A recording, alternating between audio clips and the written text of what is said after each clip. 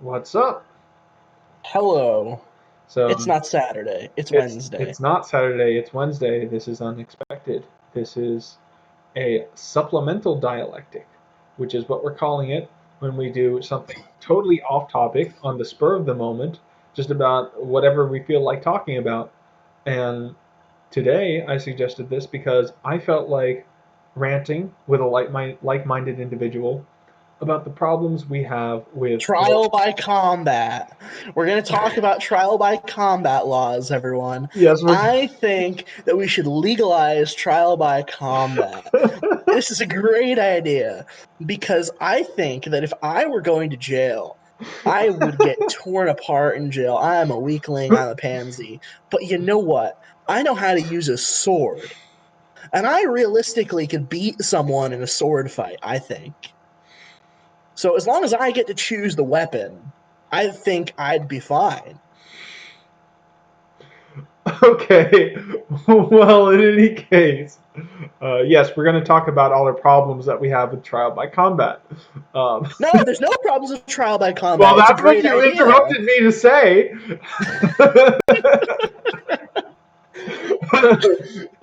Anyway, I'm not formally advocating for trial by combat, by the way. yes, we're that's not actually good. It just sounds fun. I don't endorse that. But in any case, uh, we were talking about religion, alignment, and divine magic in D&D, or we want to. D&D meaning Dungeons and Dragons. For those of you who do not personally know us, we are huge nerds, and currently I am playing a D&D game that he is running. He is the dungeon master, the DM, if you will, and also a Pathfinder game which my brother is running. And Pathfinder is basically just a subform of D&D. It's very much like third edition Dungeons and Dragons. Um, but they can't call it Dungeons and Dragons because they don't have the copyright for that. And besides, they need a different name for the different system anyway. So it's called Pathfinder, but it's basically a type of D&D. Um, uh, should we explain what a tabletop RPG is? No, if you don't know a tabletop Just look RPG it is, up. that means you're probably not going to get anything out of this Yeah, conversation. And exactly. so you got to go do your research and then you got to come back. Yeah. And the preface I will give to those who are not tabletop RPG folks and are thinking, oh my god, these two guys, I thought they were cool. They were talking about Slipknot being good. They were defending Limp Bizkit We were and not new doing metal. that for the These record. guys are these guys are metal elitists I can endorse. I will defend No, Trial by Combat before Limp Bizkit. I will defend Trial by Combat before Limp Bizkit. This is true. But yeah, no. It's not as nerdy as you think it is, Yes, it or is. rather, it's not as stupid as you think it is. So I Well, highly recommend giving it a try because I think it's something everyone should try once, and you'll know pretty quickly whether you love it or you hate it. And the most unsuspecting people love it. So I mean, Vin Diesel's really into it. I would say Like it's pretty classically nerdy, but being a nerd is the new cool anyway. And who cares whether it's cool or not? It's incredibly fun. It's one of the funnest things you can do.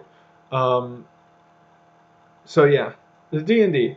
But we've come here to talk about religion and alignment, and sort of secondarily about divine magic and the way that works and the way I like to play it. Um, First, let's talk about alignment. I think um, in D&D, right, you've got a 9 alignment system. You can be lawful, neutral, or chaotic, or you can be good, neutral, or evil, right? Traditionally, anyway. yes, and you've And you can seen the be. memes, right? You've seen You've all the probably seen the memes. memes. I've seen the memes. That's for sure. And just for clarification, and if you're not familiar with the alignment system, like a lawful good character would be someone like Superman, Captain whereas America.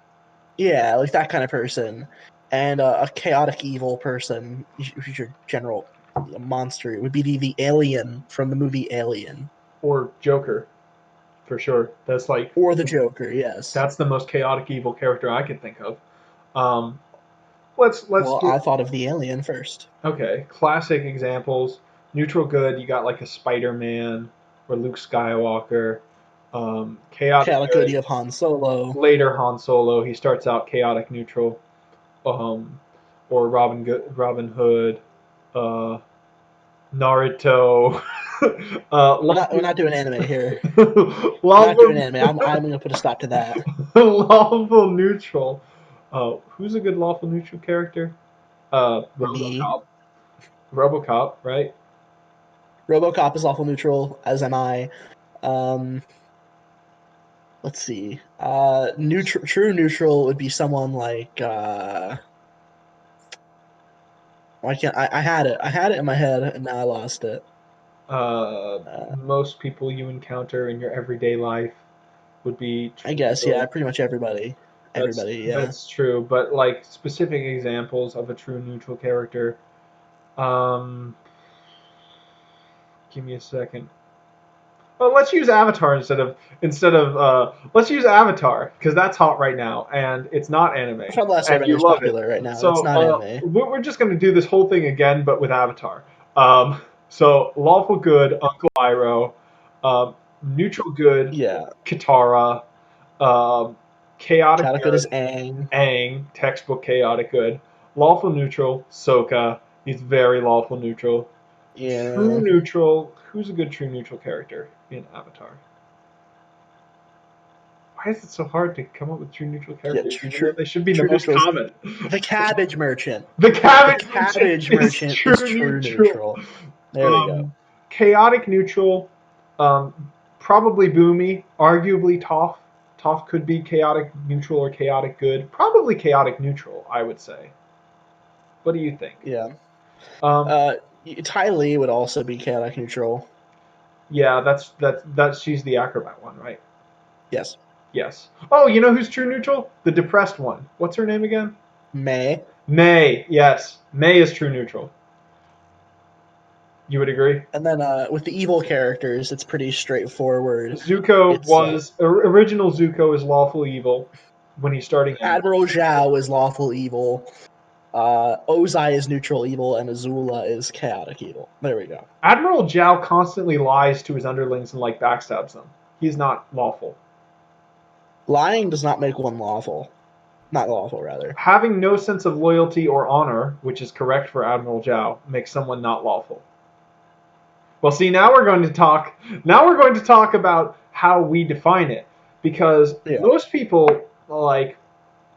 I think the reason most people get confused is a couple things. They don't have a clear criterion as to whether the intentions or the effects are good or evil. You know, um, but for me, it's got to be the intentions because if we start Yeah. trying to analyze the effects and whether they're good or evil, it you could never be consistent about it. And like it just seems counterintuitive and strange to say someone, oh, he's a serial killer, but he happened to serial kill a guy who was going to be Hitler, so he's good. No, that's not how it works. You know, I think that's it's just more intuitive to say that a person with good intentions could wind up doing horrible things, maybe, but they're still a good person, basically, as long as they, correct for whatever intentions they try to, or just as long as they're trying. Um, and secondly, people have confused notions not so much of good and evil, but of law and chaos. And the reason for that is that the books describe two completely unrelated notions. Like, on the one hand, lawfulness is supposedly associated with conformity and adherence to society and rules like that. And on the other hand, it's about having, like, firm principles in the sense of honor and all those kinds of things. They don't go together. Like, there's no real relationship between having principles and conforming to society. In fact, conforming to society is often opposed to having principles. Um, and because conforming to society varies depending on like where you are in a specific situation, the much more constant thing, and therefore I think a much better basis for alignment, is principles. So the way So I think you're right. I definitely think you're right there. I think anyone who comes at lawful from they obey the laws. or that they conform to society is definitely wrong. I think the true answer to what lawful and chaotic is having a moral code and how strictly you adhere to it. So a neutral person is not a person without a moral code. A They have. neutral person is a person who fails to stick to that moral code at least more than 25% of the time. And a chaotic person, I think, is a person that fails to stick to their moral code 50 or more percent of the time. I think not everyone operates by a code, so I'm thinking of it a little bit differently. But But first of everyone all, has a code, though, everyone regardless of has how goals. well poorly thought out that code could be. I think you might be.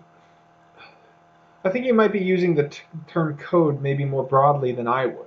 To me, a code is Well, like a my specific set of rules.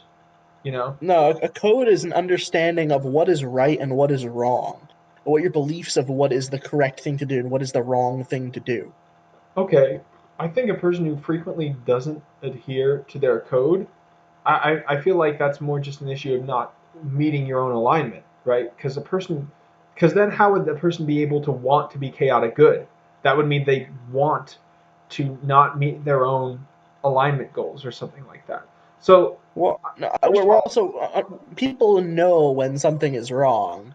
You Before we know. argue, before we argue, let me stake out my position. It's a little bit different. Okay. I do define principles in the same way that you do. I think that a lawful person is a principled person. They're someone who has a code and they generally try to stick to it. Um, but to me, so a lawful person is principled. A neutral person is pragmatic, basically. They might have some general rules that they think are best to follow, but if something is very important towards meeting some kind of goal, they will drop those general rules in order to meet the higher goal, and they won't necessarily have a qualm about it. Like a neutral good person might think, okay, it's not a good thing to lie, but they're not going to have any issue lying if it's going to protect someone, if it's going to like meet a higher goal. Whereas a chaotic person is arbitrary. Basically, if they're good and evil, it's just because it's their particular whim to be good or evil at any given time. Like they just essentially follow what their arbitrary feelings are, and so they're less predictable than neutral characters because it's more about just um, by fiat they're making their decisions really. So a lawful person then has rules. A neutral person has just goals and the best way to meet them. And then a chaotic person just has things that they like and they don't like. And if what they like are things that are generally altruistic, then they're chaotic good. And if what they don't like are if they what they like is cutting people into little pieces, then they're chaotic evil. And if what they like is just like I don't know, driving fast cars and smoking cigarettes, and they don't particularly care either way about other people, then they're chaotic neutral or something like that. Um, so that's my position. I think you can not want to live by rules pretty easily, you know? Well, no, I don't. I don't think code is rules. I think code is a general understanding of what is right and wrong. I don't think anyone, apart from a person like myself, who's extremely regimented in morality. For those of you who don't know, I minored in ethics, and I'm very, very uh, lawful. I'm Yes. very strict with what I believe in, and I know what I believe is right and what is wrong, and I very seldom stray from what I believe is right and wrong. However, I don't think most people, I'd say the vast majority of people don't sit Yes, there and think, lawful is okay, uncommon. what are my rules here? Well, But lawful. I don't think lawful is uncommon. I think having a strict understanding of every single little thing in a list of things in your moral code of what is right and what is wrong. I don't think that's an actual thing. I don't Okay. think most people think that way. What I do think is that people generally have an understanding of what is right and what is wrong. And I think a lawful person is more likely to adhere to that all of the time. And right and wrong, it goes beyond whether it's good or bad to kill someone, right? Like, it's right to not tell a lie, or it's right to, you know, do the right thing and help a friend out. A lawful evil person could help a friend, regardless of what the morality of the act is. That's just the right thing to do. But a chaotic person, I think, is more likely to just say, I don't care, so I'm not going to. Okay, so Knowing that it's the wrong thing to do, but they do it anyway because it's so be their inclination. I think that's an interesting perspective, but I think a person can genuinely not think that lying per se is wrong. They could think that what is good, they could be. I think people can genuinely be utilitarians for starting off. Like people can genuinely just think whatever provides the most happiness to the most people and eliminates the most suffering is the best. And in that case, they don't think lying per se is wrong. You know, and if they do that, are they being lawful good? I don't think so. I think of utilitarianism as a neutral good philosophy because it's about the ends justifying the means.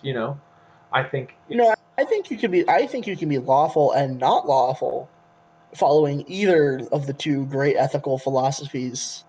I think you can. I think a deontologist is significantly more likely to hold a lawful alignment, yes. where a utilitarian is significantly more likely to hold a chaotic alignment. But I can't think of a world in which utilitarians can't be lawful good and deontologists can't be chaotic evil. I mean, let's be real here. Most of the Nazis were deontologists. Well, they were lawful evil mostly, I would say. Yeah, Yeah. So but a lot of but like uh Mengele wasn't. yeah, that's true. But like most, And then conversely, you have your utilitarian but evil people with the communists, and plenty of them are pretty lawful, I would say. well, I feel like it's a different mechanic that you're thinking of. Like you're thinking of then a person who follows their own sense of right and wrong is more lawful, and then So the way I look at the spectrum is uh the chaotic law the lawful chaotic axis is how strictly you conform to your code, and then the good evil axis is how objectively, not subjectively, objectively good your what your understanding of right and wrong is. I feel like a person who constantly acts outside of their sense of right and wrong is not a good person. But again, right and wrong, it's not right as in the good, it's right as in the correct or the best, you know? Like most actions are neither good nor evil, but they can be correct and incorrect. So my idea of a chaotic good person, let's take the example of Aang, is someone who you would be saying that Aang has some kind of code which he does not live up to, right? My idea of that is Aang has a code. I'll clarify. Aang has a code, and frequently throughout the show will consciously make decisions that violate that code. Aang knows it's the right thing to do to let Katara go to open his chakra so he can enter the Avatar state. And eventually he does, mhm. which is why I think he's generally closer to neutral on the. He's not an extreme case of chaotic good. He's actually closer to neutral good within the but within the chaotic good box. Yeah, he knows it's the wrong thing to do to not let Katara go arbitrarily, but he did it anyway because he felt it was he couldn't separate what was right and wrong from his emotional convictions. Well, I think that for Aang, I think of him as his entire sense of right and wrong is just rooted in his emotional convictions, and they fluctuate. Really, it's like he has an idea that he wants to do good. Why does he want to do good? Not because it's, it is the right thing to do, but because it feels right. Like he likes to help people genuinely. It's what he wants to do. It's not that he prioritizes saving the world in the sense that, I probably would. I'm fairly lawful good, I think. Um, but like, see, the example, the way you're looking at it, it makes it hard to imagine a Pragan of chaotic goodness, for instance. Like, there are chaotic good outsiders in original D&D, right? You can have some creation of like just pure maximal chaotic goodness. But how do you have a creature which is purely impure, basically? Because you're treating chaos as if it's some kind of purity or impurity in meeting your own goals. You know what I'm saying? To It's not me, about goals. It's not about goals. It's how often you're willing to do the incorrect thing for whatever reason. okay, You know, but like let's look at outsiders then, right? Outsiders can be motivated entirely by their alignment, right? outsiders as in what? Angels, devils, Okay. demons, yeah, they can be motivated entirely by their alignment. Am I right? Those things are very poorly written. I don't necessarily think so. I think if you're going to treat alignment like it's a force of the universe, which is a way of doing it, then, Oh, I absolutely do not think that is how alignment should be treated at well, all. historically, it's how it has been treated. I Yeah, but I'm the kind of DM that throws at pretty much everything that the book has on lore and that kind of thing out the window. Anyway, I've never used D&D or religions in my games, and I've always interpreted devils and demons closer to their biblical interpretation because I find that to be strictly more interesting than the way they write them in the book. well, Because I just think they're terribly written. in that case, I think we're kind of at an impasse because there can't be any right or wrong way of looking at alignment except for there are consistent and inconsistent ways. You know what I'm saying? And I think most people have a very inconsistent view of what lawful is. And so we could agree that it's right to perceive lawful as principled, because otherwise you're going, if you try to combine it with conformity or try to combine it with adherence to authority or whatever, you're going to get a hodgepodge that does not make sense and it's incoherent. Because what if authority tells you to violate your principles?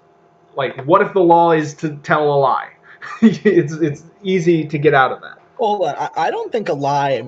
I don't think lying can strictly make you not lawful. Okay, Like I think lawful evil characters actually are usually inclined to lying. yes, I agree. But I'm saying that a lawful person's principles could say not to lie. And a lawful good Yes, but person, I'm saying most lawful evil persons probably wouldn't. yes, but a lawful good person, for instance, would probably include some version of don't lie in their code. Probably, Right. probably. But in D&D they would probably include some version of respect legitimate authority or whatever. I mean, it brings up the question of what the authority is or is not a legitimate. Like, you have to have rules for that too.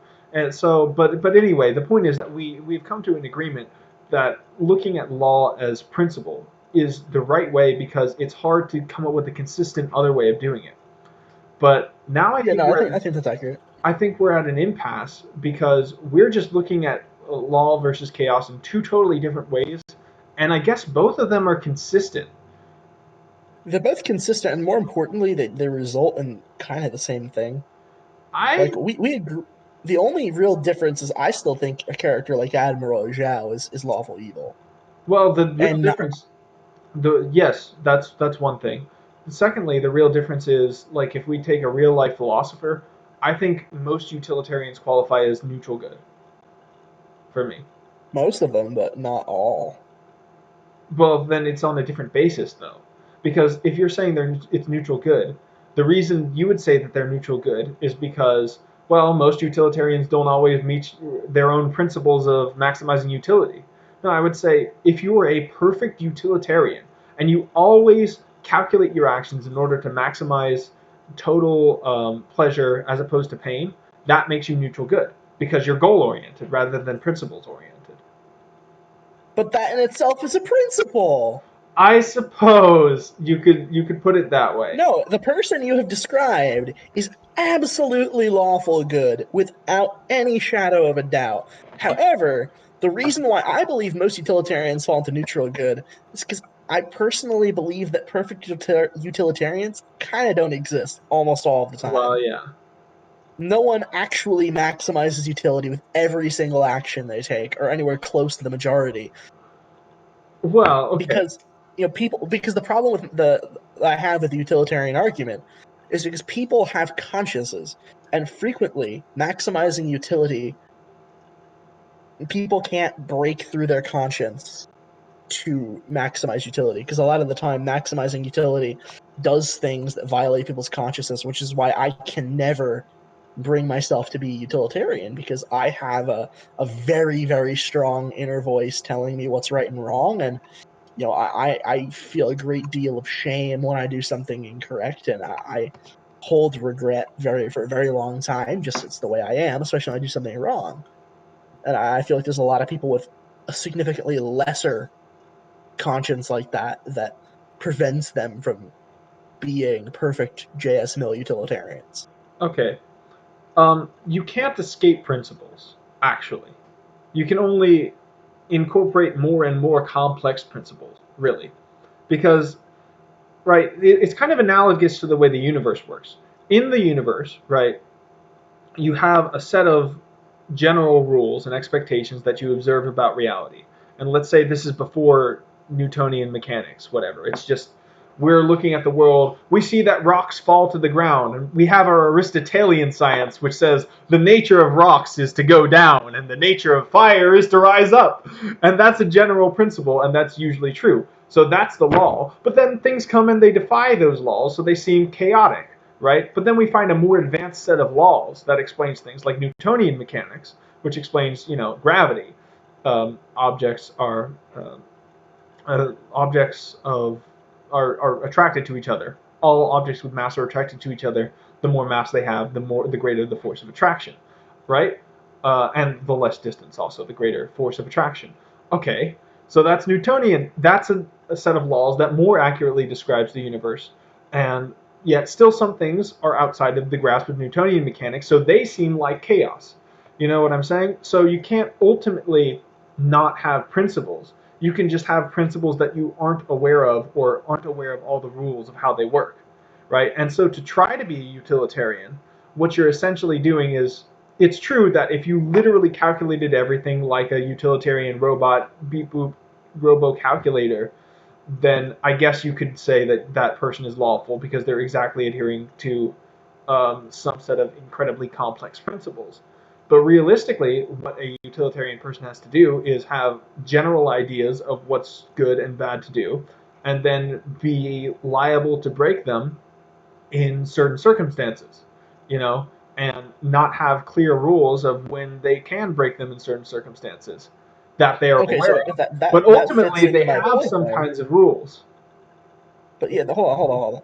Because what you're saying is not what I'm not saying. Just to be clear, Yeah, what I'm saying is that a lawful person adheres to their principles 25%, or rather strays from their principles somewhere in the realm of 25% or less of the time.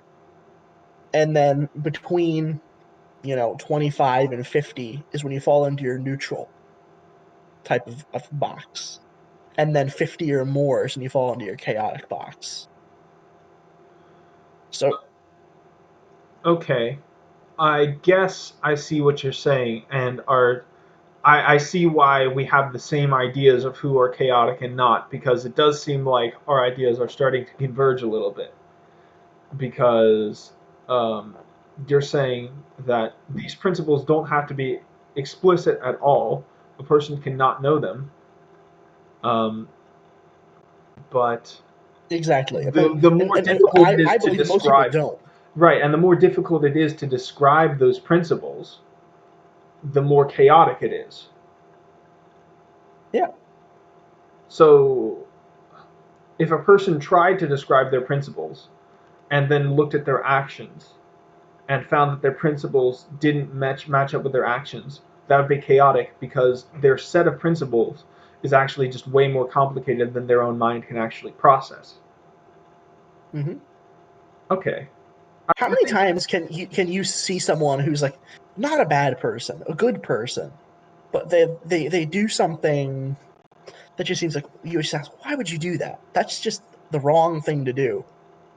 And they say, well, I know, but I wanted to well, for any reason. That person to me is chaotic. That person isn't evil. That person's chaotic. but the What other makes a thing, person evil is having incorrect principles.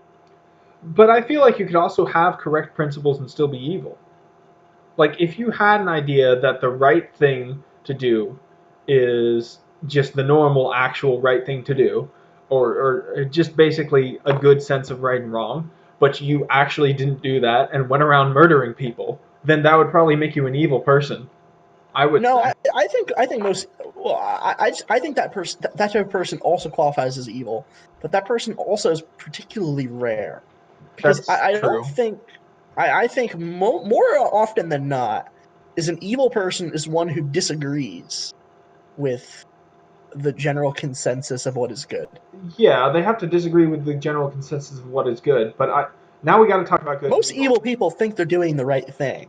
Now we got to talk about good and evil though, because my standard of evil, it's not enough to say that someone, they're just really wrong. They have to be wrong in a way that makes them selfish and ruthless, basically.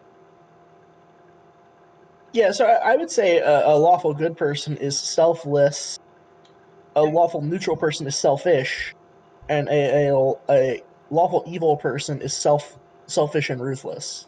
Just ruthless is enough to say for if you're ruthless. Just to keep it simple words, I say principled, um, pragmatic, arbitrary, uh, selfless or altruistic, selfish, ruthless.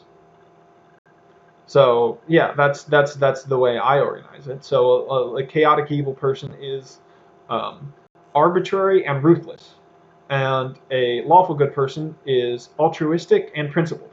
That kind of thing. Um, Yeah, I sort of agree. Again, I wouldn't use the same words you use to describe lawful to chaotic, but I think we agree on the terms for good, neutral, and evil.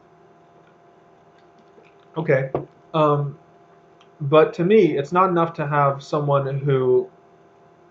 It's not enough for someone to be evil for them to simply have the wrong idea. They have to have the wrong idea in some way which is basically egotistic and harmful to others. It disregards the well-being of others and can is willing to cause them harm. Um, so and and I sort of take an extended. I had an interesting case, which is, we think about neutral characters as they can care about just themselves and the people immediately around them because they directly affect them. What if, like, you have a strong in-group bias? You know, the way I think of a strong in-group bias is it's basically your extended self. Let's say, like, you're a dwarf who just cares about dwarves, basically. Uh, So a racist. Yeah, basically. But it doesn't have to be racist because it could be any group. It doesn't have to be a racial group. It could be someone who is Okay, a supernaturalist. bigot, some Yeah, sort of bigot. yeah. I mean, essentially, some sort of person who is just cares about their people, basically, whatever their people is. So generally, some kind of bigot, but I mean, not necessarily if you just say, I just care about my people, but I don't want to necessarily destroy other people. I think that that kind of person is lawful neutral. And the reason I'd say they're lawful neutral rather than lawful good is because their group, basically, you can treat it like an extended self. As a lawful neutral person, That's one way I of do being not. lawful. I'm not that kind of lawful neutral, That's one and kind of it lawful makes me neutral. mildly uncomfortable. that said people are in the same alignment as me, but I guess you're probably close to correct. Okay, but what kind of alignment is a lawful neutral? I'm sorry, I already said it. What kind of alignment is a guy who just cares about America? It's not race, it's not religion even. It's just I care about America first. And people going overseas, they can do their thing. That's nice, but it's you got to look after your own. I don't think that person is malevolent. I think that No, I don't person think so either. is lawful I think neutral. a lot of people in the current political climate would probably disagree with us. And I think they're justified in doing so. However, I do think they're incorrect. I think that this person is neutral, not evil. Yeah, I think that's a yeah. It's not a good person, even though it would seem to be altruistic. But you got to consider like a limited group, basically an extension of yourself. If you got to be good, it's got to be for everyone. You know, if you're going to be good, it's got to be universal. It's got to be a sort of universal selflessness. Um, so, in order to be evil, then, in order to qualify for actually reading that evil standard, well, this is how you can have Nazis be lawful evil. They're deontological, and their concern is always for their people, and anyone who's not their people, um, they are ruthless towards, and they will absolutely destroy them. And so that's one of the more realistic depictions of how you're going to get lawful evil. Though you could also get a lawful evil character who is selfish, but has clear principles, which is more like Ayn Rand, honestly. Ayn Rand is a lawful evil person. Ayn Rand literally said, "The weak do not deserve love." That's pretty cold. I don't know if it's evil though. So I don't know if I'd classify Ayn Rand as evil. She maybe leans that way. I don't think so, man. I'm not endorsing that one. But what people don't get is they're saying that Ayn Rand is chaotic. No. Somebody who has super clear rules about what they will and will not do that they follow to a T is lawful whether or not they support more or less government. That's politics. That's not alignment. For the record, I'm exceptionally lawful and I support barely any government. I So. am I am lawful good and I am an anarchist. Um, I I'm am not not that. I am not a spooky kind of anarchist that believes that we immediately need to throw Molotov cocktails and destroy the government. I just think that the best state and one which we should ultimately move towards is one where there's not a monopoly on force by the state. But anyways, let's. The point is, we're both lawful and we're both libertarians of some kind. Yeah. I'm a less traditional kind of libertarian, I would say, or less what you would expect when you hear the term libertarian. But I still follow the basic general category. I'm more what you'd expect, but I'm a free thinker, so. Yes. So, um, yeah, we're not afraid to talk about our politics here. I don't think. We're both very political people, and there's no reason not to. I work in politics. That's what I do for a living, so I guess I kind of have to talk about it sometimes, right? Yeah, but alignment isn't politics. It interacts with politics, but it is not politics. Loving freedom does not make you lawful or chaotic. What makes you lawful or chaotic is, well, we just discussed that. And to the same point, I think loving freedom or loving equality does not make you like a person who favors freedom over equality is not evil, and the converse, a person who favors equality over freedom is not evil. As much as it pains me to say that socialism isn't evil. Yeah, I don't think. Yeah, I think generally a socialist is not evil by default. Um, No, they're just wrong. in Yes, yeah, I would agree. Socialist is strong. They're not evil, they're just wrong. In They're not fact, most evil, they're just people kind of stupid. most people who really care about politics are more good in virtue of that fact. Hold on. Most people who care about ideology Okay. are good. Yes. Most people who care about politics are not good people. Okay, there you go. Trust me. People Look. I work in politics, and sectarians. everything they say is true. There are such dirty and disgusting people in this industry, Yes. and it has made me want to leave. I didn't mean politicians. I meant people who care These about people politics. aren't politicians, though. These are just random horrible people. Yeah. I guess there are also a These lot are of just people who are rando super just lunatics. sectarian. There's so many people out there who are just super sectarian and they just care about their team and they don't care about like the actual ideology behind it. We're still in the primary, my dude. My primary isn't over. These are all people on my team. Yeah, yeah. The point is I'm though. referring to people who agree with me on politics. Yes.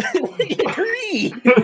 But people who care about ideology by that fact are generally good, usually, Yes. um, unless they're fascists. Fascism is almost universally lawful evil. Communism, too. Yeah, communism is Communism is always evil. Always. communism is weird. Communism is weird.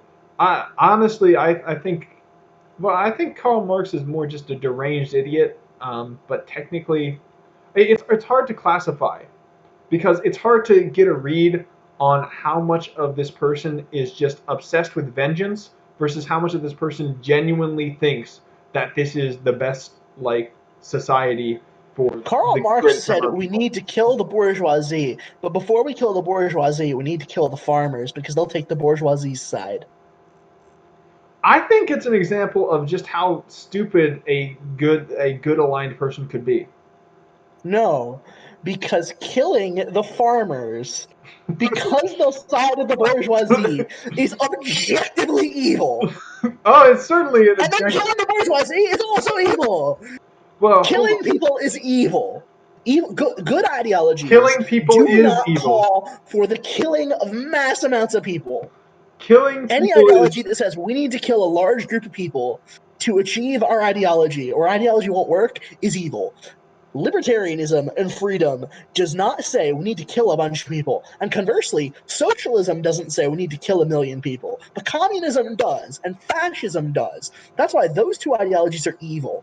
I can have a conversation with a socialist and treat them like they are a good person.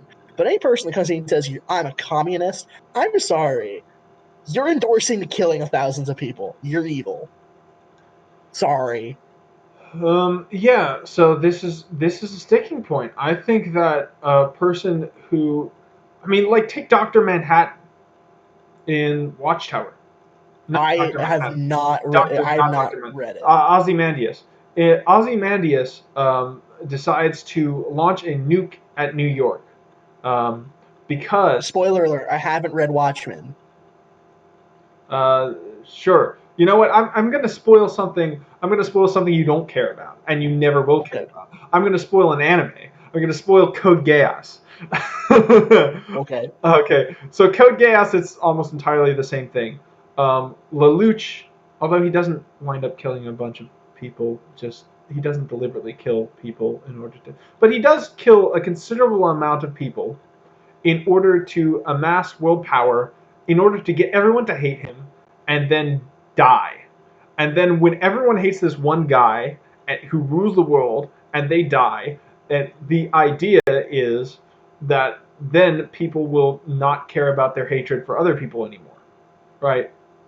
Pain, Naruto, same sort of premise. They're just trying to direct all the hatred on them. This kind of gambit, right? These people are just idiots. Oh, I am This I'm makes not no questioning that it's sense. stupid and of course it's That's the stupid and dumbest makes no concept I've sense. ever heard. Oh, definitely, it's dumb and makes no sense. Although it also happens in Watchtower, so it's a You criticism. mean Watchmen? Watchmen, not Watchtower. Watchtower is a band. Yeah, I was thinking of the song. I think Watchtower is a band though. But the point is, regardless of how stupid it is, um, killing a bunch of people because you think it will save a bunch more lives than the one you're killing is not an evil action. But communism isn't saying that. Communists are saying we want to liberate ourselves from the chains of nonsense. So we're going to kill a bunch of people for it. I That's think not saving communism is lives. saying that. Communists say that like 2 billion people or something have been killed by capitalism, and it'll just keep going because they say that basically anytime anyone dies a preventable death, that is a death because of capitalism. Because communism, there would be no preventable deaths. Blah blah blah, etc. It's crazy. It's stupid. But I think And wrong. technically it's yeah. But I think it's technically good. More importantly, communism has killed more people in the last 100 years than Christianity has killed in the last 1,000. Okay. The point, though, I That's a think, fact. sure, That boggles our mind, though. How many people has Christianity killed? a lot of people. Um, And communism beat them in 100 years. well, there were a lot more people, and there are a lot of people in China specifically. And so, if you kill a lot of China, you're gonna kill a lot of people. And by the way, I'm not counting all the Nazis the Soviets killed. I took that number out. Nazis aren't people. Um, Stalin's obviously neutral evil because Stalin's not even a real communist. Stalin just was power hungry. But like, I think that if you're such a crazy ideologue that you think killing billions of people will ultimately save even more countless billions of people and improve the general quality of life, etc., etc., you're just a crazy, stupid, good person. No, that's definitional of what my definition for evil was. You are a person who a lawful evil. You are a lawful evil person, and you're evil because your principles are objectively wrong. But okay, but that's not because the principles being the goals, right? Uh, We This set isn't about D&D anymore. no, this isn't really enough about D&D anymore. We're not going to come to an agreement because that just means that we have again an alternate system of what good and evil here is. Because what I said good and evil here is in order to be evil, you need to be selfish and ruthless. What if you're selfless and ruthless? You're evil. Okay, well, I would not agree here. That just makes you non-lawful, essentially. I mean, it's selfless and ruthless to pull the lever during a trolley problem. The trolley problem is so stupid, though. Okay, what's but It's is it I hate this evil to pull the trolley. lever? Is it evil to pull Philosophy. the Is it evil to pull the lever? I'm a deal. I always say no when But does that I'm a mean it's deontaologist. I evil? always say no. Is a person evil aligned because they pulled the lever? Uh, no, that makes them utilitarian. Exactly. So, okay, but that makes them ruthless, does it not? Okay, but here's the point I'm trying to make about the good versus evil thing. You know, it's not a matter of not having principles. It's a matter that your principles are wrong. That's what Uh, evil is to me. Principles being wrong. An evil person is a lawful evil person is a person who has principles, and those principles are incorrect. that makes it too difficult. That makes first of all that I feel like that makes the game actually too ideological because then you really could say, okay, a person with different political views is evil because of that. No, it has to do with politics. It's correct as in, killing a person is wrong. Well, is killing a Killing person a bunch of wrong if it's people is going to wrong. save more people? I yes, but okay, Killing a large amount of innocent people to kill a larger for amount of it to save a larger amount of innocent people, save their lives, save their yes. lives. But like free liberating workers is not saving their lives. But the point is, They're not going to no. But die. these people say that every preventable death would be prevented under communism, and so every. Yeah, but that's incorrect. I know that that's incorrect, but that's not an alignment. That's not the principle of it is not incorrect. The actual reality of it is just disconnected from reality and psychopathic and deranged. Okay, we will agree that all communists are stupid, and I will agree that I will agree to disagree with you, and I will maintain that communists are all evil. Okay, How well, about we that? will Because agree. I want to talk about D&D. Yes, and we need to get to religion still. um, Okay, so we I want to we've done start here. we. So religion in D&D is always done terribly, Yeah, it's and awful. I have yet to find a role-playing game with good religion. First of all, it's always polytheistic, but you're almost always portraying a time where the predominant religion was monotheistic, and you just lose so much Yes, but beyond that, about. yeah, you lose a lot of history and a lot of the mentality of it. And you get a sense of ethics that is not the kind of sense of ethics that is present in polytheistic societies. Period. Sorry. Like you can point to like Hindu ethics as being similar to Christian ethics, which I think is true. Like they have Yeah. the same general sense of like universal compassion and all that kind of stuff. But guess what? Hindus are basically monotheists. Okay? The polytheism, it's different avatars of the same monotheistic god. Okay? So if that were true in D&D, then the kind of like system where you can have a god that is universally compassionate and like that all kind of things, that doesn't exist in like true polytheism. So what I would say is that I don't know if I'd call Hinduism essentially monotheism. I think that's a kind of a reductionist argument. That What I might be would true. say what I would say is that Hinduism is a very particular type of polytheism And it's not the that type that's in D&D D&D. never. Yeah, D&D goes for the straight Greek polytheism. But it goes for Greek polytheism Always. in a way that is totally ahistorical because you've got these priests that are super dedicated to one god religiously, like you would be dedicated to a monotheistic god. And that's not how Yes. people act. Okay? No one goes around worshiping Hera like they worship Jesus. No, or freaking Allah, or even Shiva, because those gods, like Greek gods, are not absolutes. Greek gods are superstitious things that people, maybe they have a general reverence for nature and they have a general reverence for the gods in total. That's more plausible, but people do not devote themselves religiously, especially to something like an extraplanar entity that is tangible, which is the case in most D&D things. Like you could summon Venica or summon, what's another famous D&D god? Uh, Oh, wow. Vathra, I don't know if I ever use them. Cord. You could summon these guys, and they're basically just super powerful aliens. And what you're making every cleric do then is basically just be a slave to some super powerful alien. That is not religion, even. That's not how it works. That's not how people Yeah. act. The other thing is, axial age religions replace pre-axial age religions, and D&D definitely takes place after the axial age. It's post Iron Age. People, you know what I mean by axial age? I do. Why don't you explain it for the Yeah, audience? yeah. Not everyone knows what axial age is, though. So basically, there was this theory put forth. I don't remember the name of the guy, but it's pretty, I think, historically valid. That there was a period, roughly between Buddha, Socrates, Confucius, all that kind of stuff. Roughly the seventh. I think Zoroaster was technically the first.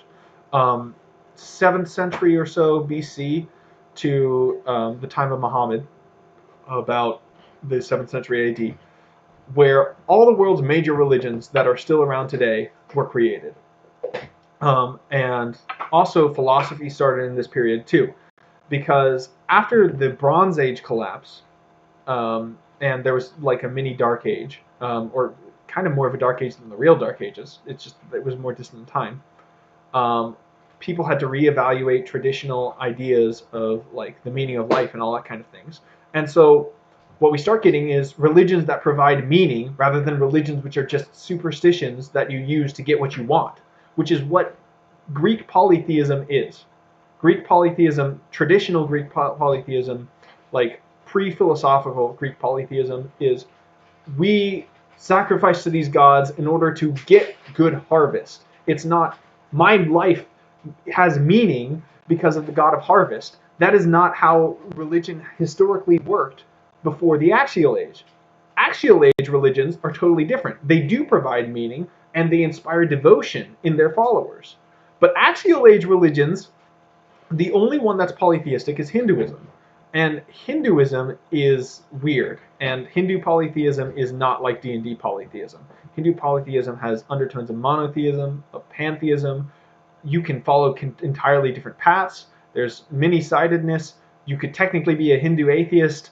There's all sorts of crazy stuff going on there. It's not just, oh, here's one god, here's another god, they're all the powerful gods. Um, anyway, basically what I'm saying is you make clerics unrealistically cucked, to be honest, by creating religions where you worship super powerful sky alien and you're actually devoted to it. That's not how people act. If people have the religious kind of devotion that you're expecting in like a priest of a religion you'd see nowadays, it's not to Kord, god of the storms, you know? It's to It's to the ultimate god. Right. It's either to Buddha and like that divine way or something like that, or it's to the ultimate monotheistic God, or it's to an avatar of the ultimate monotheistic God, or it's to, heaven, the Tao, that kind of thing. It's the point is it's more ultimate. It's to the good God over the evil God in Zoroastrianism. Zoroastrianism, it's duotheistic. There's a good God, there's an evil God. All goodness, that is something you can be fully devoted to. You know, you don't get fully devoted to the god of basket weaving. You're not religious in the sense that we think of religious people today. You are like a shaman, basically. You are I mean, not to even disrespect shamans because they have like at least the idea of some sort of overarching world spirit, But like you're just playing with tarot cards or something like that. If you're talking about just a specific domain god, you don't religiously worship stuff like that. It doesn't. It's not how it works. You have to have a sense of the absolute of some kind, basically.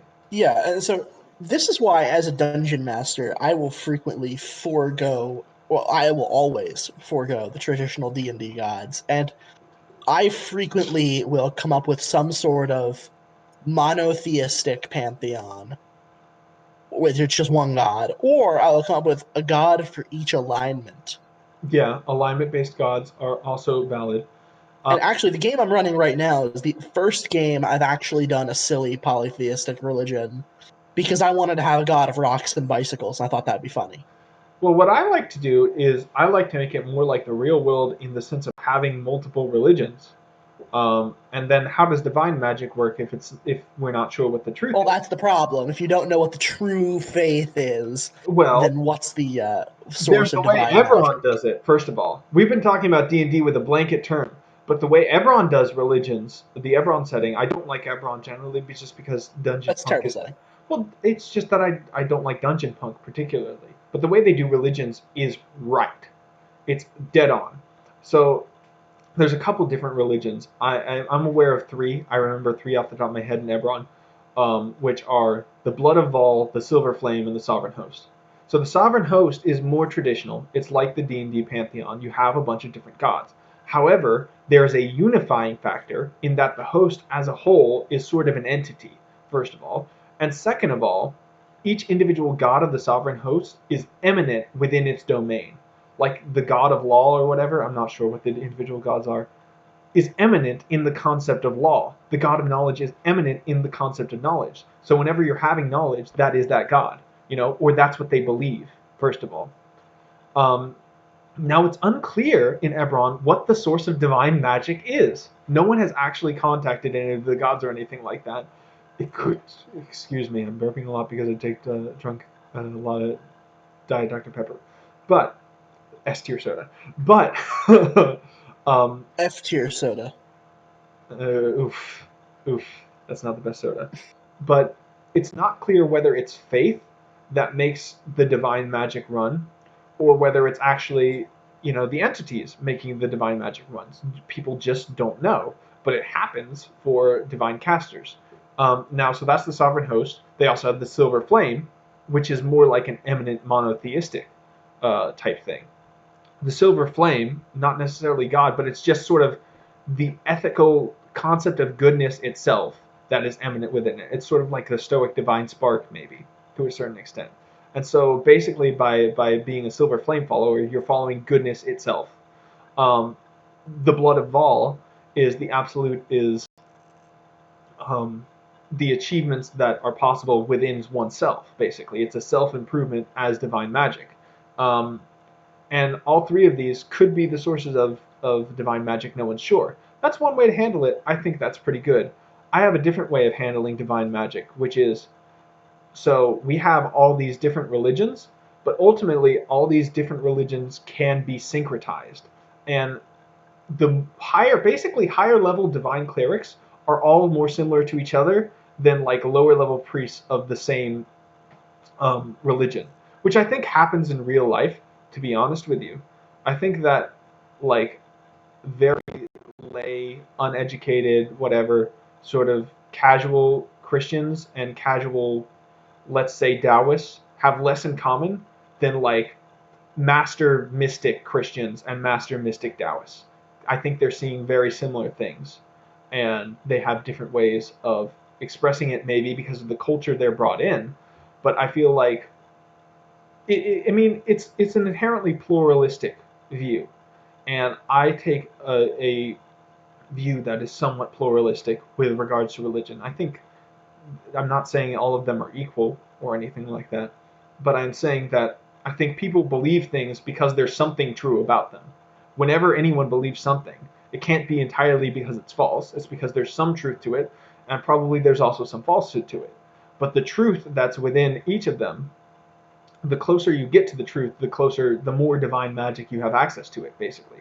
Because in my mind, divine magic is powered by like the moral and cosmological logic of the universe.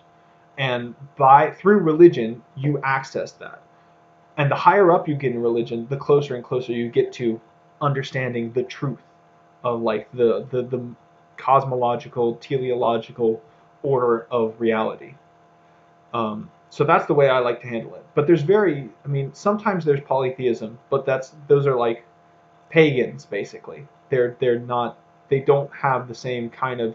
You won't find a cleric who's rigorously devoted to one pagan god.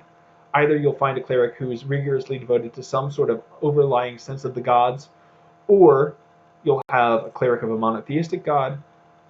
I made a dualistic religion in my setting where it's like basically a yin yang type thing. There's a sun god and a moon goddess, but really it's all aspects that you can associate with the sun, lightness, uh, and moon, all the sort of darkness, the negative half of it. It's yin and yang. Okay, that's more plausible. A strictly monotheistic version of God. That's more plausible. A version which doesn't say anything about necessarily the God concept, but which is a lot like Taoism, where they talk about, the way of life and how all life works together. That's just more plausible than having some guy who sits around and is a slave to Moradin or something. The god of dwarves. He's the god of dwarves, and he's my god because I'm a dwarf. So it's just not it's not how people act. And it's kind of why clerics suck to roleplay in large part. Because what kind of person do you have to be to be religiously devoted to something anything less than what you think is the absolute? Yeah, this is why when I tend to make religion a remote focus of my games, I tend to have a monotheistic religion, um, and not bring up other religions just for simplicity. Because I frequently will have players that won't do much reading in the way of I've written 10-page religious texts for my D&D games, and no one read it. So I didn't think it was worth putting the effort in.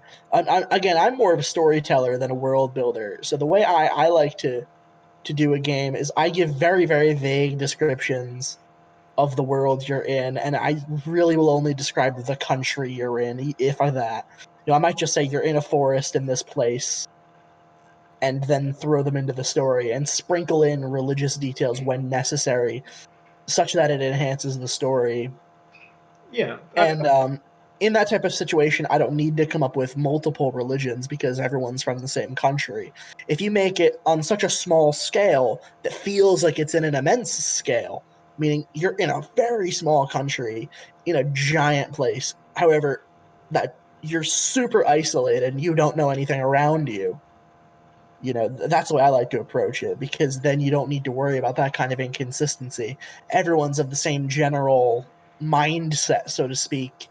But then that creates a whole host of problems, meaning, well, I want my guy to think this, I want my guy to think that. So there's a give and take there. But Yeah. again, at the end of the day, you're a world building DM. I don't give two shits about world building. I am a storyteller. Right. I'm Right. interested in creating a story and having my players experience that story And that's fun. I mean, and that's interpret fun. it in their way. And that's fun and that's valid. The reason I talk about this because I think it's the most realistic way I could think of dealing with it, and it's interesting. It says something about the difference between arcane and divine magic, and how alignment can actually be a force. Because it's part of the moral order of the universe, right? I think in Aristotle divides the universe into four types of cause: efficient, formal, material, and final. Arcane magic deals with just manipulating the formal and material order of the universe. But in D&D, we assume sort of a worldview where things do have purpose, and they're acting towards purpose in a way that actually, affects the outcome of things.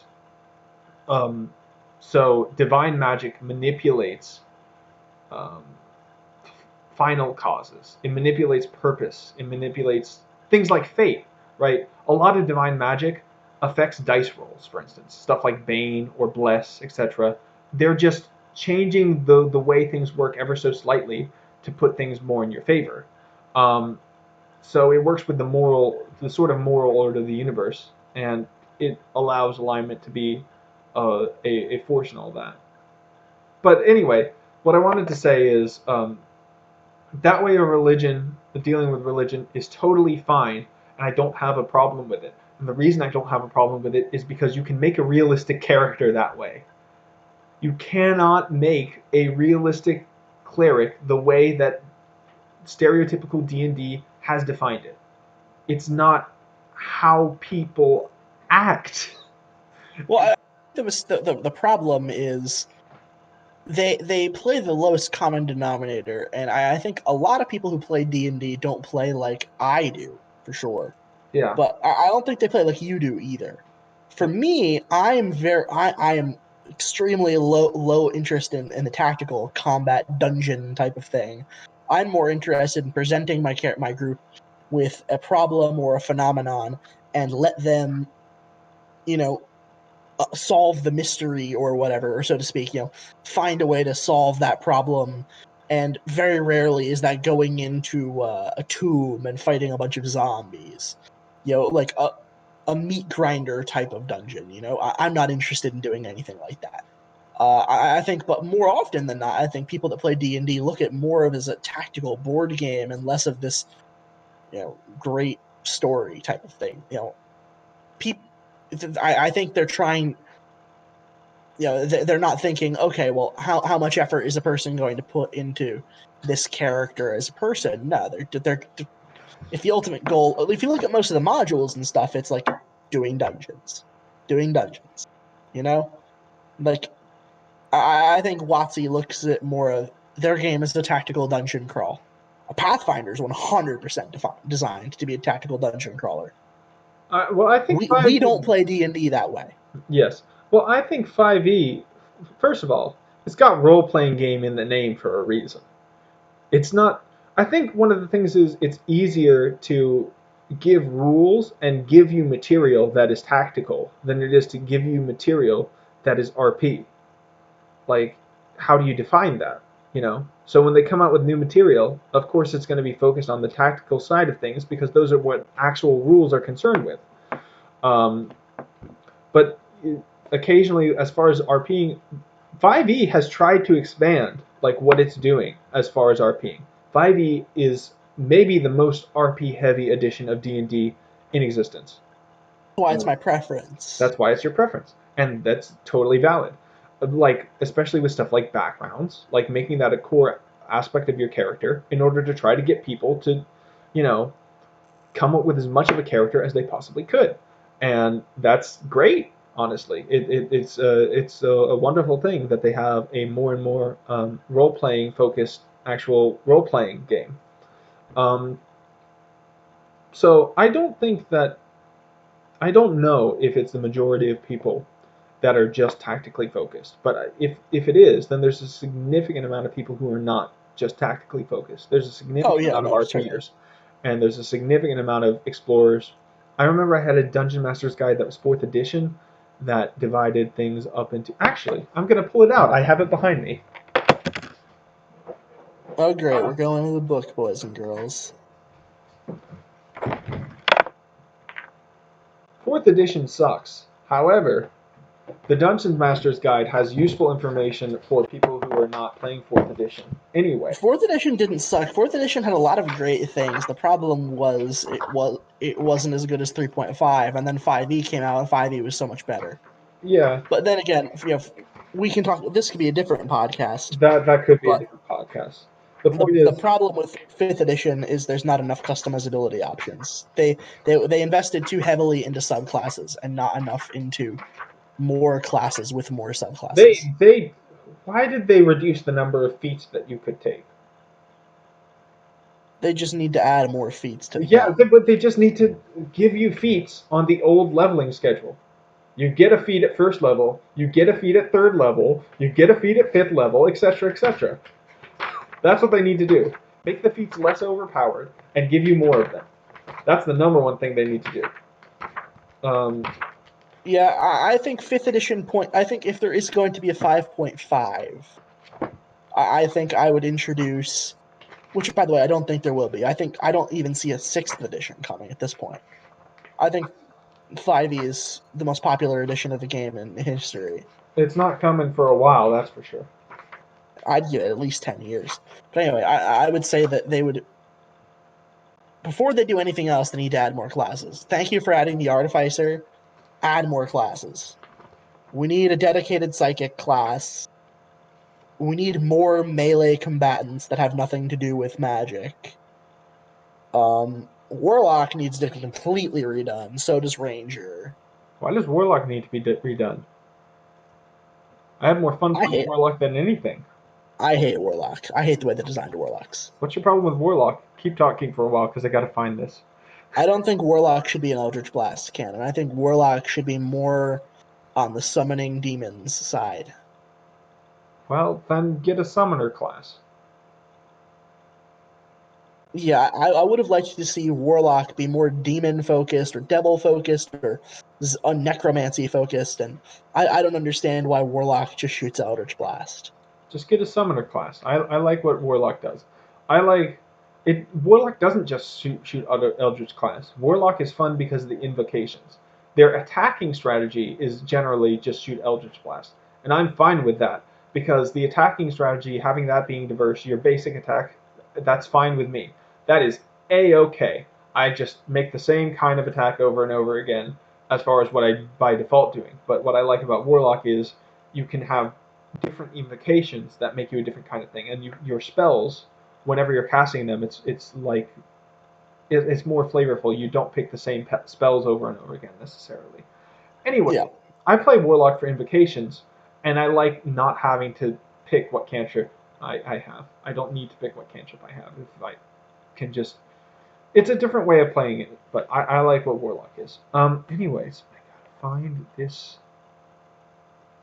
make Warlock a little closer to the Witch class from Pathfinder. Let's. Uh, this is But yeah, 5e, make more classes. 5e definitely needs to make more classes.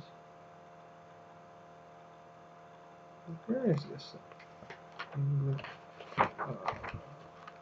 Found it. Jesus. It's so hard to find, and it was on page 8. Player motivations. This is cool. Have you ever heard of these? Do they have that in the 5th edition I DM believe stuff? they do. Yeah. So the player motivations, I think this is right. The core different reasons why you play D&D.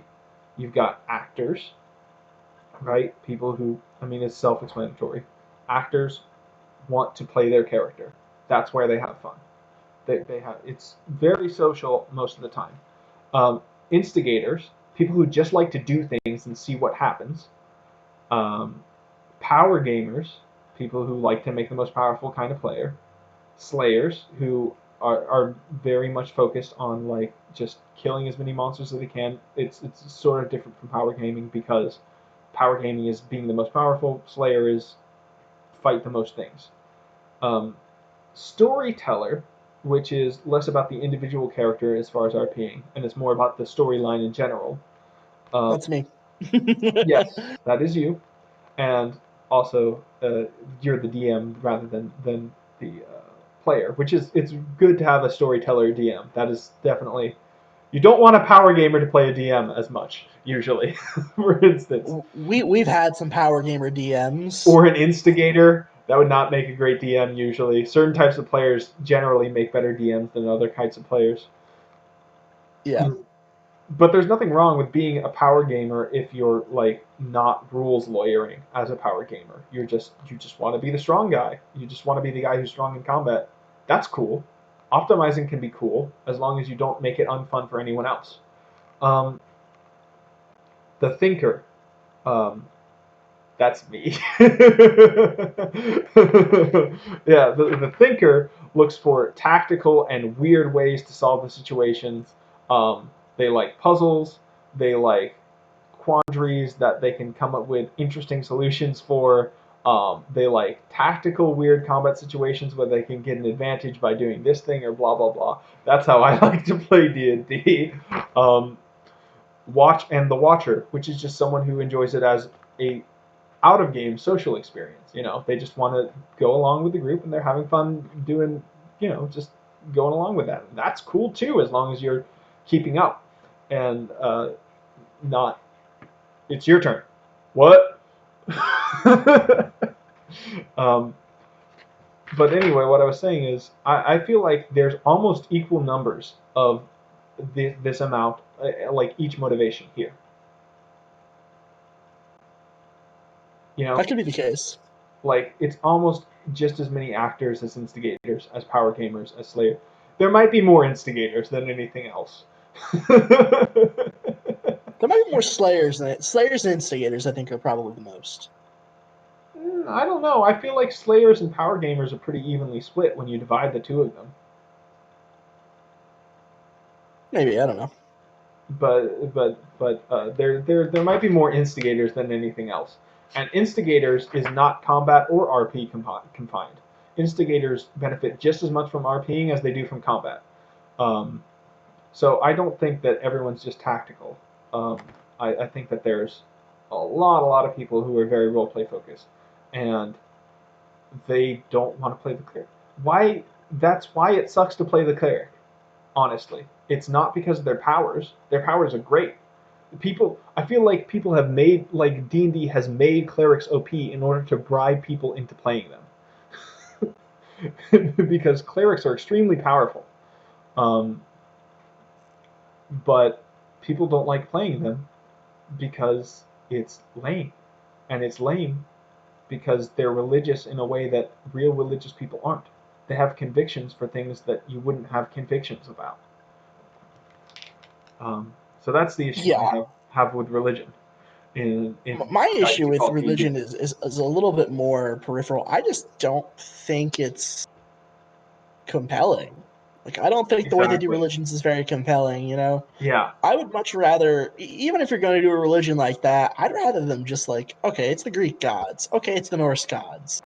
Because you know what? Like, it's more interesting. With the deities in D&D, there's lore out there, but it's A, hard to find, and B, not very interesting. So it's really hard to feel compelled to play a god of insert god's name here. But another thing is the people's interpretations of the straight D&D gods for me makes it the absolute worst.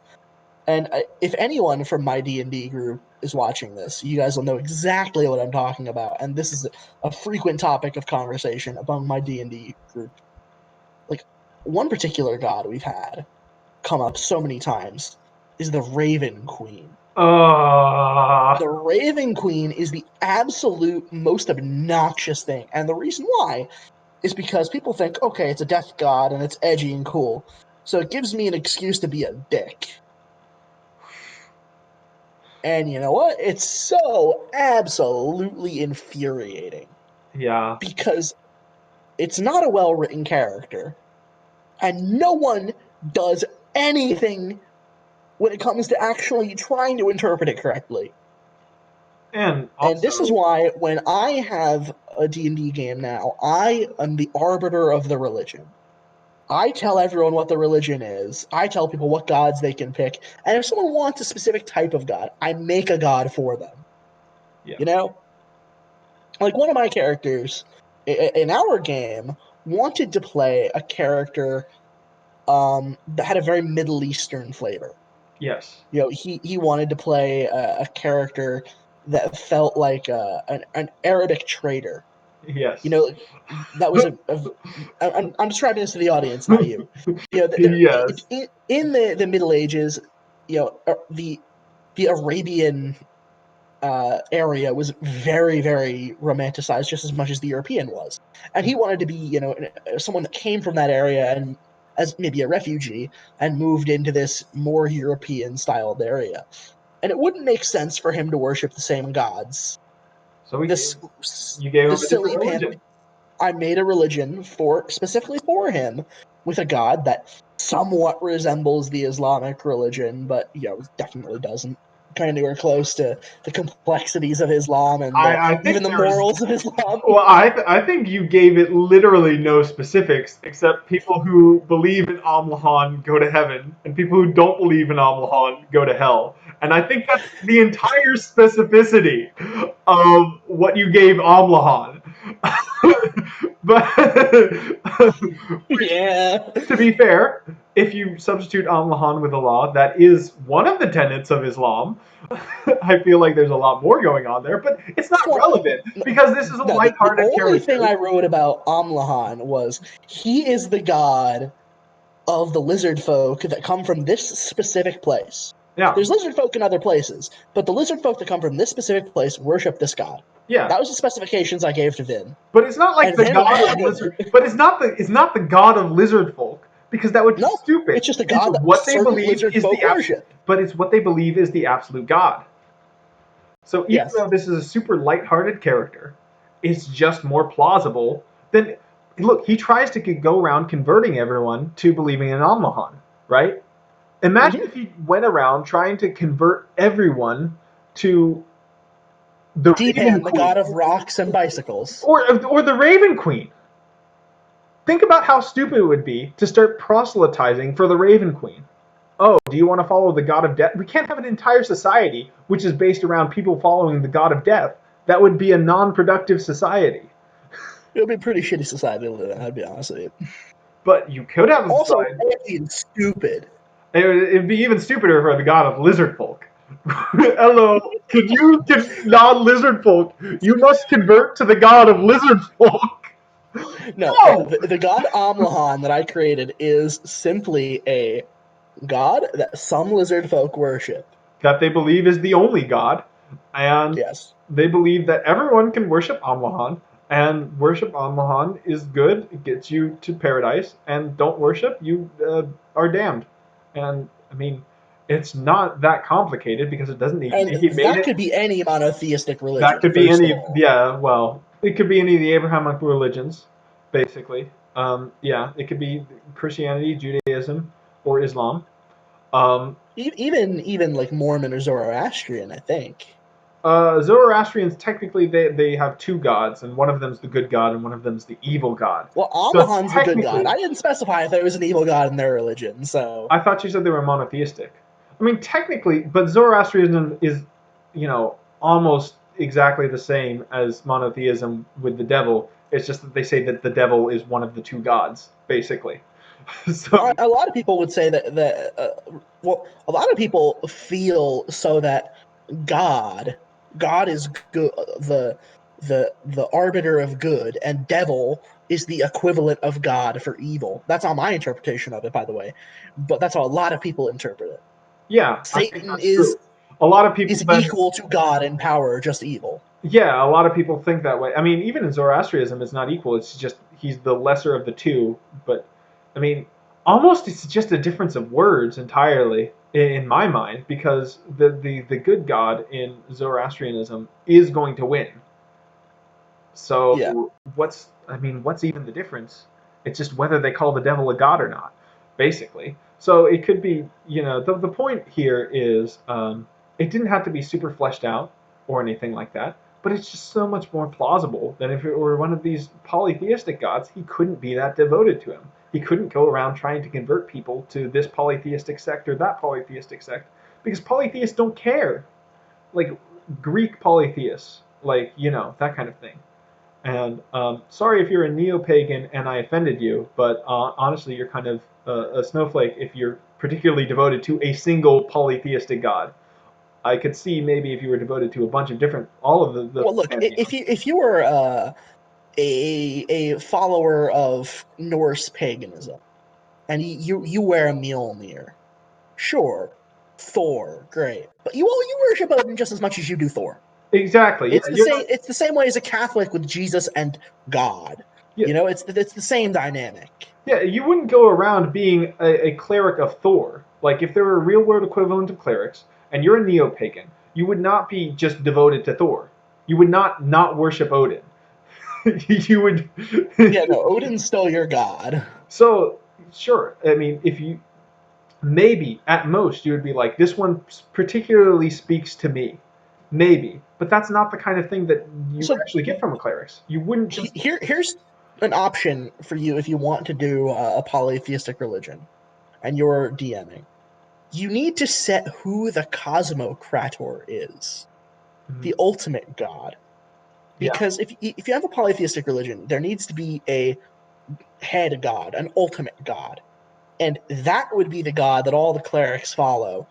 And if you want to have a cleric of trickery, for example, that cleric happens to be, we all worship this ultimate god or this ultimate evil god. And then there's like a couple of other little gods that I am particularly inclined towards, which leads me down the realm of trickery cleric or grave cleric or one of the other silly domains. Yes, I would And agree with that. if you are smart, you will think I'm doing a medieval fantasy RPG. Medieval fantasy, the place where medieval stuff existed, they were all Christians. So we're going to be a monotheistic religion, and that's the end of that. Well, That's what I would do. unless you're in the Viking Age. True. Yeah. But then Odin's the Cosmocrator, and you do the other thing. Yes, then you do the other thing. Or if you're like me, why not both? Conflict between. Yeah, no, you could have multiple different religions throughout the world. That's for sure. Yeah.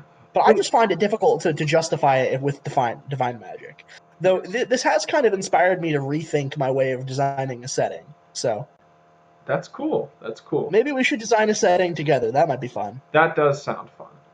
However, We'll make it available to the viewers. yes, that does sound fun. However, I feel like there's not enough work in, you know, I'm having enough trouble designing my own setting. However, if you want to come in and like help me with my setting, or like just come up with suggestions for that, No, I want to start from scratch, uh, bottom down.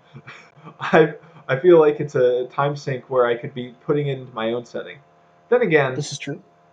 on the other hand, I guess it has the benefit of like keeping us more focused.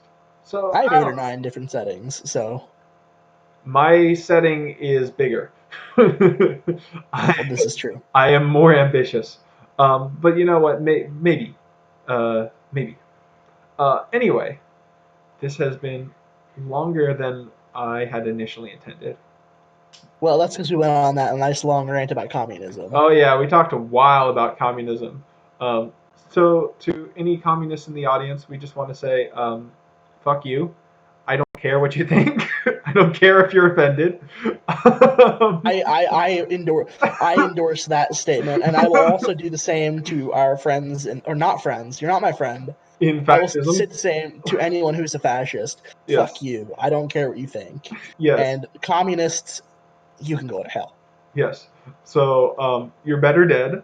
Libertarians, centrists, conservatives, liberals, and some socialists, y'all are all right. Yes, and other ideologies who are not blatantly like Stupid. authoritarian, totalitarian nightmares that have killed millions of people.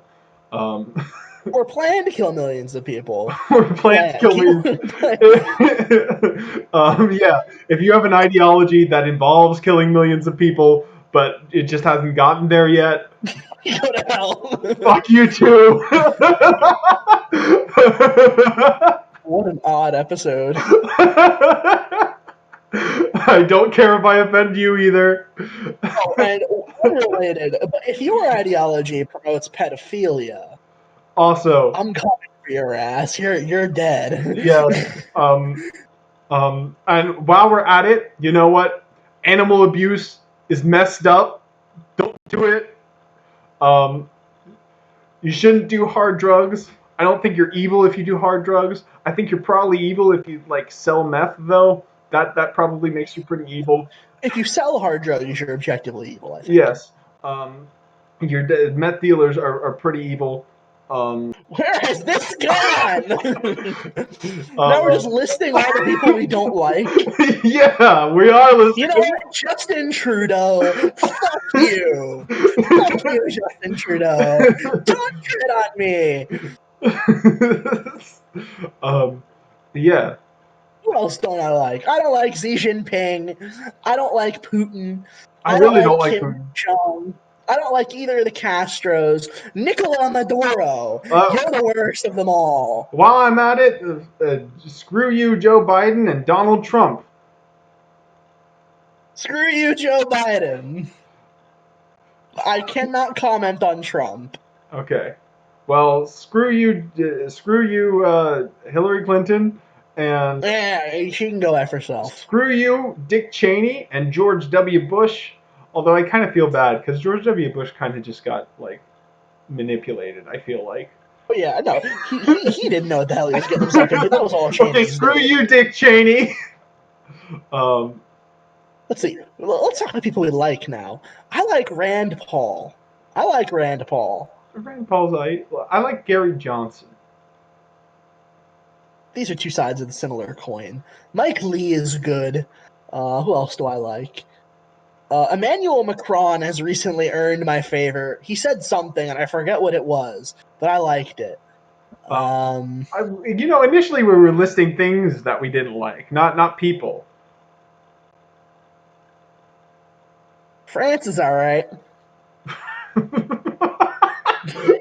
Let's just end it there. That's it. France is okay. France is alright. Canada, no, but France is alright. France is alright. France isn't alright. Canada is great. France sucks. Fuck France. Marshmallow Britain. Where is this gone? You know what I like? Scotland. Scotland is pretty. Scotland's fine. Scotland's pretty cool. You know Where what's else the I best? like? You know where The I like? Congo. Interesting. The Congo is beautiful. I'm partial to Uganda. I am also interested in Uganda, particularly a small village, affectionately referred to as Wakaliwood. Oh yeah. You know what country is based? Switzerland. Switzerland is the shit. Switzerland is based. Okay. Armed and neutral. Armed neutrality is absolutely based, and so is Swiss cheese and chocolate. Chocolate, yeah. Here we go. Yeah. Where has this gone? Okay, we were supposed to talk about D&D and Yes. Well, if you're from Switzerland, you're automatically lawful good, just in virtue of being Swiss, unless you're communist or fascist. or supporter of Justin Trudeau. um, and animal abuse is bad. Terrorism is bad. Calling your parents is good. Helping out at a homeless shelter is a good thing to do. donating blood or plasma is probably a nice thing. Do not diddle kids. Don't diddle kids. And we're cutting this part out of the video, right? we're gonna we're gonna edit this part out. I'm too lazy to. You probably should. Yeah, they'll turn it off. Yeah. We're streaming anyway. But we're gonna end it there, guys. We just got on a tangent where we started, talking about things we do and don't like.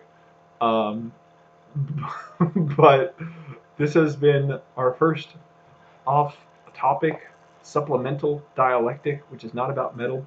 We'll probably do more of these whenever we feel like it. Yeah. Yep. But it's been fun, so we're probably going to do more of these on some other topic at some other point. So stay tuned if you want. Yeah, this is purely voluntary. Yes. So we will see you next time on Saturday when we actually get back to talking about metal. Until then, I am Patrick, and I'm Nick. And this is Dialectic. Yeah, that's what that was. Yeah. That's what that